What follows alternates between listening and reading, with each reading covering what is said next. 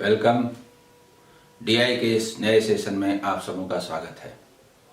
इस बार भी जो डीआई हमने लिया है वो लास्ट ईयर 2015 में मेन एग्ज़ाम आईबीपीएस पीओ का है। यह एक अच्छा और आसान आप डीआई बोलेंगे, लेकिन आप जानते हैं एग्ज़ाम बोर्ड कोई भी क्वेश्चन कुछ जांचने के लिए ही देता है।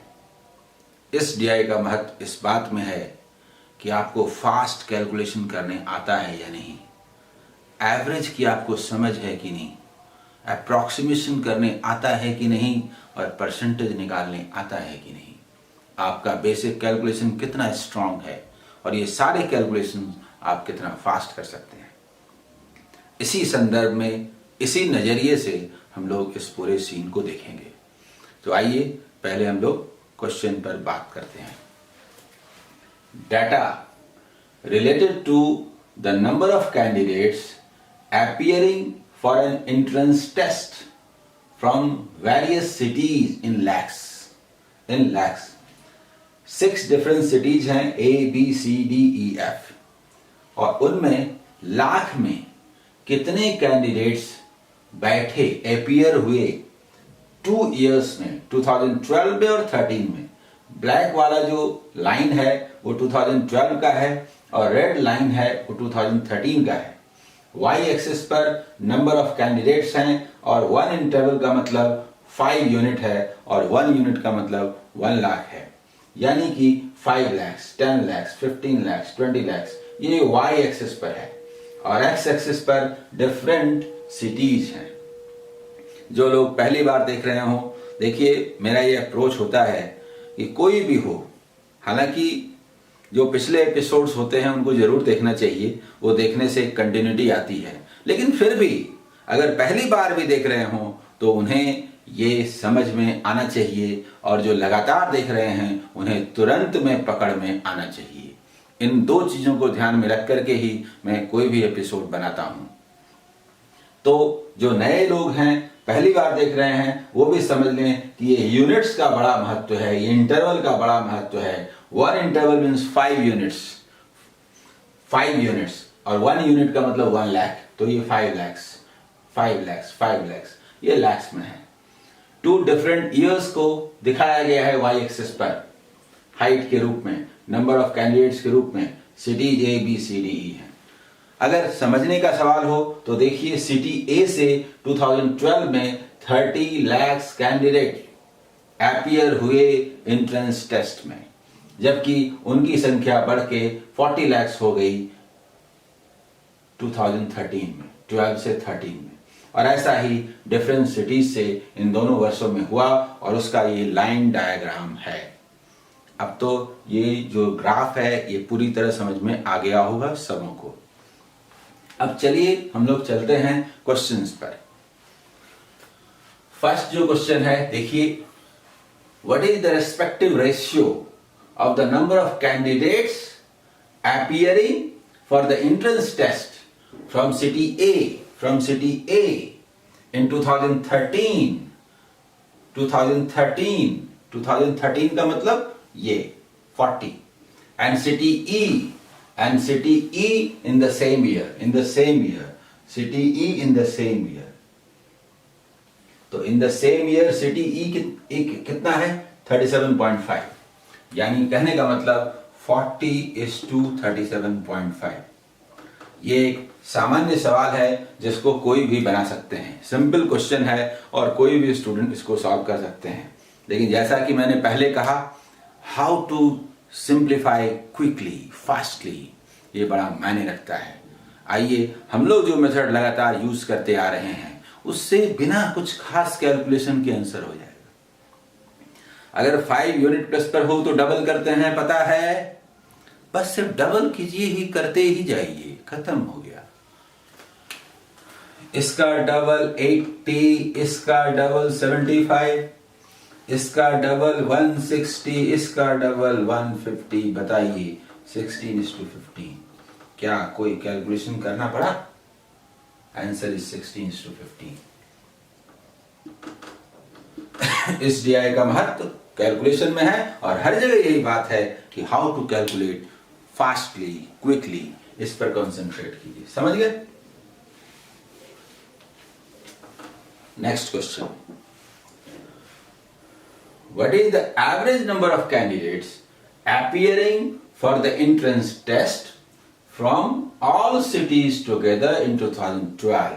2012 का मतलब ये ब्लैक वाला जो लाइन है, तो सारे शहरों से 6 जो सिटीज हैं उनसे जितने कैंडिडेट्स अपीयर हुए उनका एवरेज निकालिए। बहुत सुंदर क्वेश्चन है। बना तो सभी लेंगे, पर जल्दी से बनाने का सवाल है, तुरंत बनना चाहिए। कैसे? आप क्या करते? लेते ए का 30 लाख, बी का पता नहीं कितना 30, 35, बीच में 32.5, फिर लिखते, फिर ये कितना है 27.5, ऐड करते, डिवाइड करते। ना ना ना ना ना, ये जमाना गया। What is average? एवरेज कहते किसको? एवरेज पर जो एपिसोड्स थे उनको जरूर देख लीजिएगा, क्योंकि डीआई में बहुत काम की चीज है। If all items are distributed equally, what each will get? डंडों को तोड़कर गड्ढों में डाल दीजिए। जिस समय डंडा बराबर गड्ढा हो जाएगा, एवरेज हो जाएगा। नहीं समझे? आइए मैं बताता हूं। जरा देखिए तो कहां खड़ा हूं, यहां खड़ा हो जाते हैं। यहां खड़ा होने पर 30 पर खड़ा होने से यहां भी 30 है और यहां भी 30 है, ये दोनों तो 30 है, ठीक। और जितना बड़ा डंडा उतना बड़ा गड्ढा। इस डंडा को तोड़ के इस गड्ढे में डाल दीजिए, बराबर। और इस डंडे को तोड़ के इस गड्ढे में डाल दीजिए, वो भी बराबर। 30 lakh answer. There is no need of any calculation. ये मेरा बनाया हुआ क्वेश्चन नहीं है, ये आईबीपीएस मेन का पिछले साल 2015 का क्वेश्चन है। और इस बात को आप समझिए कि बोर्ड क्या टेस्ट करता है, क्या जानना चाहता है। उसके हर क्वेश्चन के पीछे एक अर्थ छुपा हुआ होता है।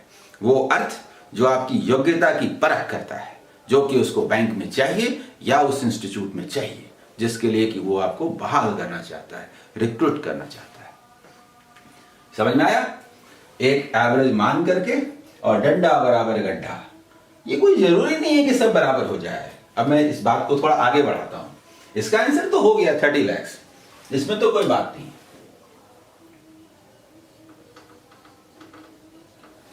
लेकिन मैं बात करता हूं, मान लीजिए कि हमने इस गड्ढे को, इस डंडे को तोड़ लिया यहां से और इस गड्ढे में डाल दिया, तो ये भर गया, ये सब हो गए।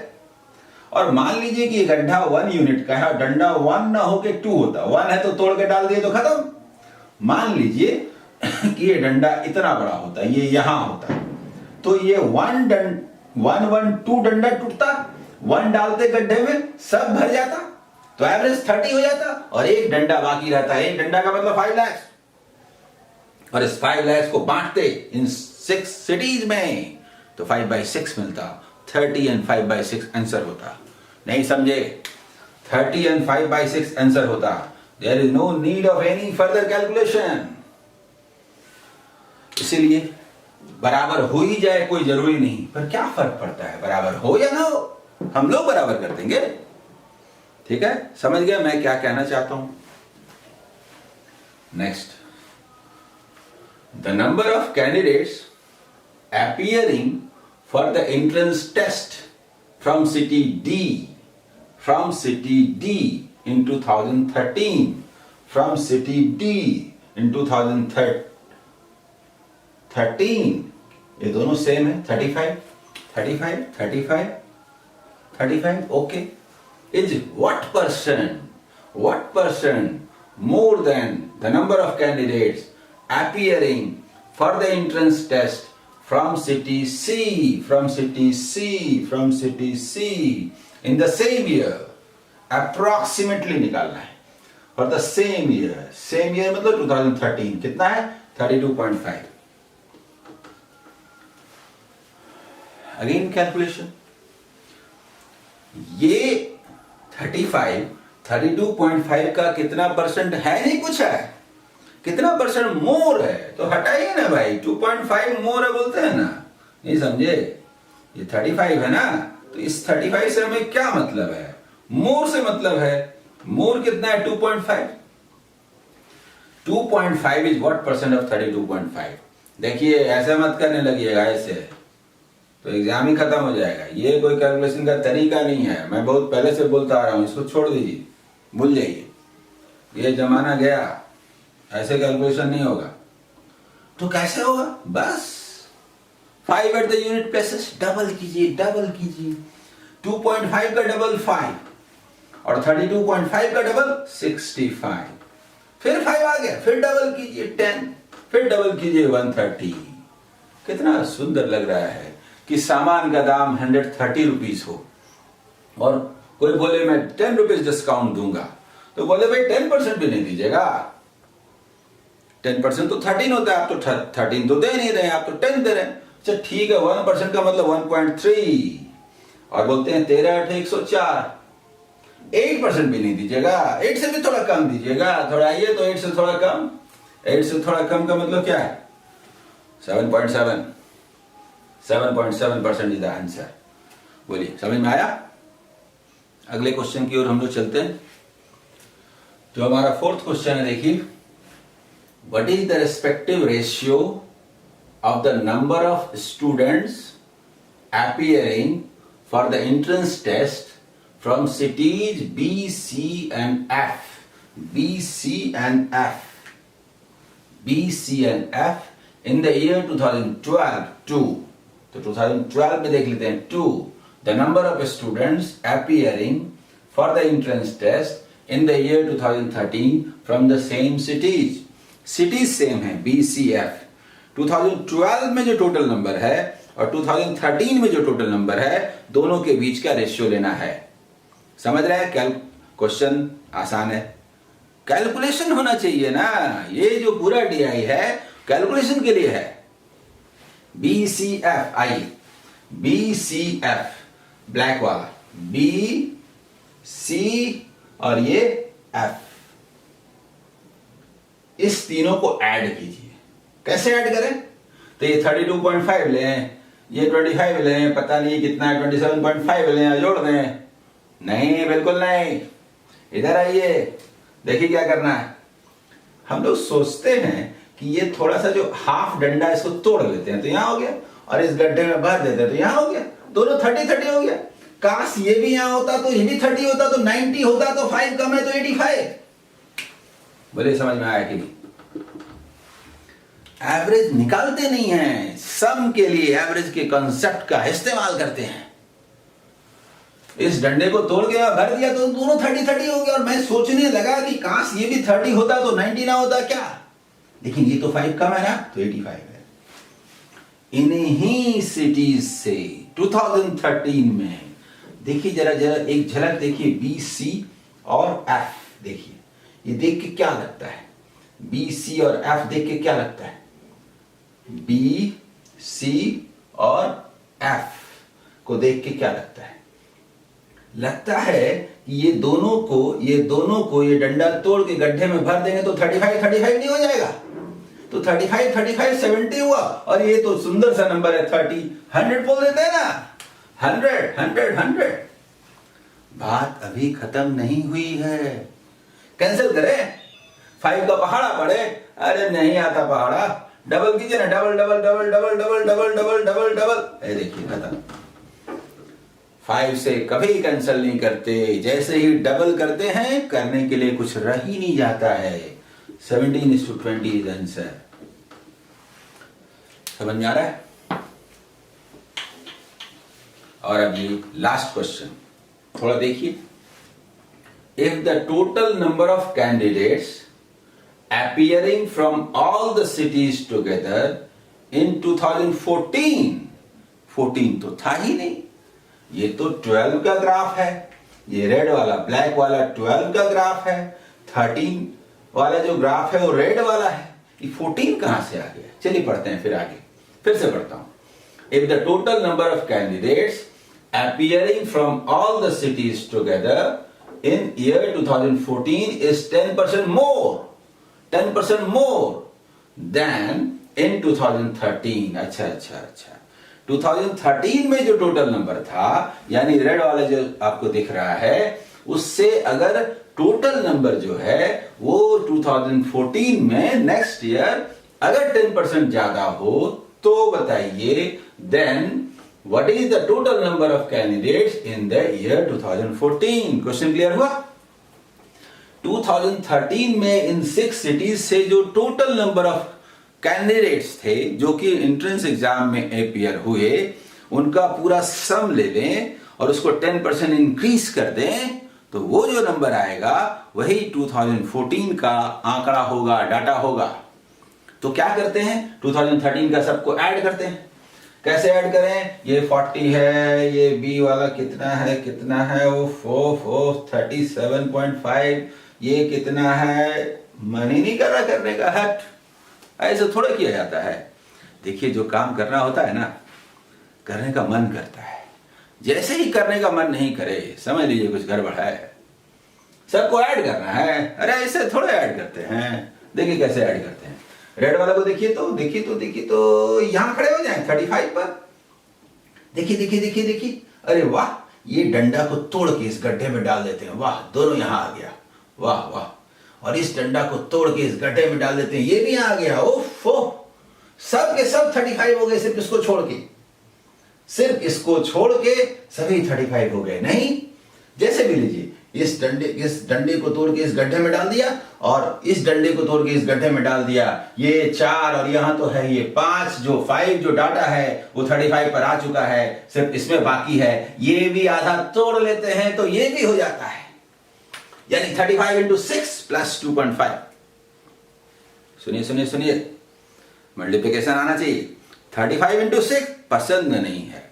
70 into 3 यस 210 and 2.5 212.5। नहीं समझे? मैं फिर से समझाता हूं, सुनिए। ये वाला देखिए, ये जो डंडा है इसको तोड़ लीजिए यहां से तो 35 पर आ जाएगा, और इस गड्ढे को भर दीजिए तो ये भी 35 हो गया, 2 हो गया 35। इस डंडे को तोड़ लीजिए हाफ जो है तो ये भी 35 हो गया, और इस गड्ढे में भर दीजिए तो ये भी 35 हो गया। तो 5 वैल्यू जो ये तो 35 पर है, तो ये सब 35 हो चुके हैं इसको छोड़ करके। तो इसका हाफ भी तोड़ के हाथ में रखे रहिए तो सब 35 नहीं हो गया। हमारा कैलकुलेशन क्या हुआ? 35 into 6 plus 2.5। 35 into 6, अरे 5 at the unit place। ओफो, आया समझ में? This is 210 and 2.5 212.5। समझ गए? तो कहने का मतलब कि 2013 में टोटल जो नंबर ऑफ स्टूडेंट्स थे 212.5 यूनिट्स। यूनिट क्या है? लाख। तो इतने लाख थे। बोले ठीक है भाई, ये कब थे? तो ये 2013 में थे। ओके, 2014 में क्या हुआ? 10% इंक्रीज हो गया। बोले ठीक है। सुनिए, तो हर बुक में और हर जगह लिखा रहता है 110% ऑफ 212.5, और फिर सुंदर से ऐसे करते हैं तो एग्जाम भी बस ऐसे हो जाएगा, जान लीजिए। ये मैं बार बार कह रहा हूं, भूल जाइए। ये कैलकुलेशन नहीं चलेगा। कैसे चलेगा क्या? ये तो आंसर है, दिखाई देता है। अरे भाई देखिए, इसका 10% 21.25 नहीं है, 21.25 नहीं है, खत्म। 233.75 इज द आंसर। इतना लाख नहीं समझ में आया? 212.5 को 100% कहते हैं। तो डेसिमल को यहां खिसकाइए, देखिए यहां है ना, इसको हम लोग 10% बोलते हैं। 1% की जरूरत नहीं है, क्यों लिखें? बस 110% किसको बोलते हैं, यही तो सवाल है। ऐड कर दीजिए 0.75 और ये 233। जल्दी बोलिए, समझ में आया या नहीं? मेरा ख्याल है जिनका पहला ये एपिसोड होगा डीआई का, उन्हें भी ठीक से समझ में आ रहा होगा। आप इस तरह से कैलकुलेशन को सुधारिए, अगले एग्जाम में बढ़िया परफॉर्म कीजिए। आपको बहुत बहुत शुभकामनाएं।